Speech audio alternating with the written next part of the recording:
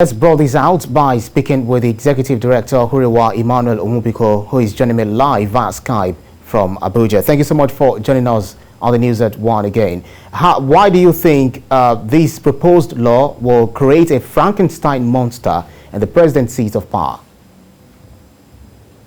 Yeah, thank you very much. You know, democracy is clearly defined as a government of the people, for the people and by the people. That is the finest definition of the concept of democracy, which was made by Abraham Lincoln. And Nigeria borrowed democracy, the structures, the democratic structures and democratization process from America, the presidential system of government, and the parliamentary system borrowed it from the British. You know, democracy is all about hearing the heartbeat of the people, because the people who are in the parliament, or the people, if it is a place where parliamentary democracy is practiced, those who are in the parliament are usually most naturally are elected by the people, so they represent their constituents in the National Assembly. But in the case of Nigeria, you have constitutional democracy, where you have both the presidential system and the parliamentary system.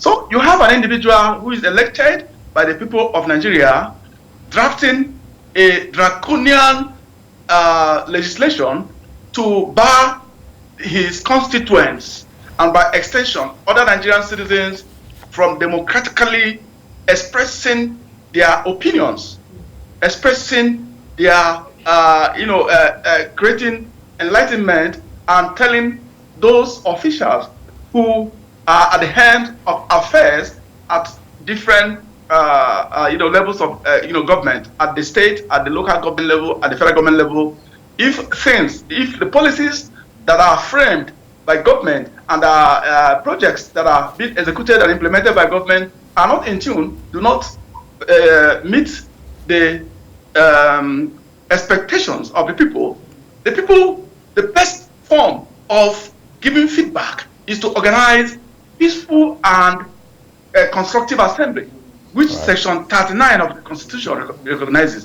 Now you have a member of the Federal House of Representatives trying to amend the relevant provisions of the criminal code in order to criminalize protest.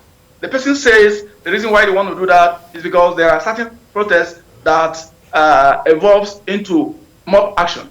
Right, that brings me to the next question, which is, if you remember what happened during the NSAS protest, that led to different chaotic atmosphere, the destruction of life and properties. A lot of people are still reeling from the loss they incurred during that period. Do you think it's expedient to clearly define what exactly constitutes protests? It does not make any sense for the legislature to formulate any other law to try to take away the constitutionally protected right to peaceful assembly. The Constitution has made it so clear that for protests to be appropriate, for protests to be democratic and constitutional, it has to be peaceful. And let me tell you, the Constitution has also clearly provided for the establishment of policing institutions. You have the police, you have the military. In fact, the police takes care of the internal security issues.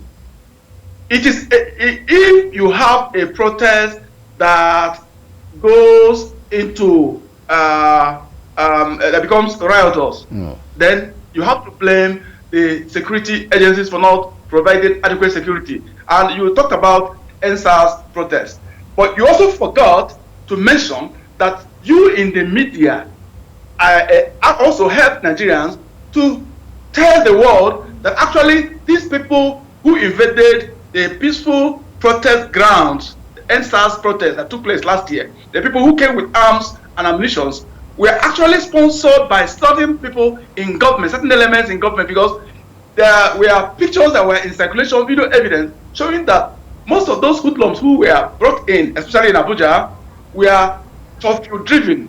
We are driven in jeep, the kind of vehicles that are actually owned by the federal government. And at the end of the day, this piece of evidence was not acted upon. Maybe because the government is involved in the sponsorship of these violent hoodlums. So there is no need. They trying to define what constitutes lawful protest and unlawful protest is not the problem of Nigeria at this moment. The problem of Nigeria. So in other words, let me quickly butt in now. In other words, are you trying to say, or is it that you disagree with some aspects of the provisions of the proposed law, or you want it to be discarded, totally? Anybody who is a Nigerian citizen, anybody who likes constitutional democracy, will know that what the provisions of the proposed legislation on what they call unlawful protest is a systematic approach to the institutionalization of tyranny and dictatorship in Nigeria. That's why we said they should also have it at the back of their minds that if they think they are targeting ordinary Nigerians, commoners who are suffering abject poverty due to bad governance, due to corruption on the part of government officials, and now they want to stop Nigerians who are poverty-stricken due to the poor policy implementation of those who have been elected to be in government, if that is their plan to try to stop Nigerians, to try to suppress Nigerians from expressing their opinions democratically, then they are making a mistake. Because at the end of the day, the people who actually become victims of this unlawful tendency of the National Assembly are the Assembly members themselves. Because by the time the federal government, the president is finished with critics, who are very few, some of us who are called critics. By the time they finish with those who are protesting, they will now begin to silence the foot soldiers who are actually working to establish dictatorship in Nigeria. That's how dictatorship works everywhere in the world. I'm afraid your point has really been made, and we'll really have to end it here because of our time. Executive Director Huriwa, Emmanuel Onwubiko, thank you so much for your insight always. Thank you. Thank you very much.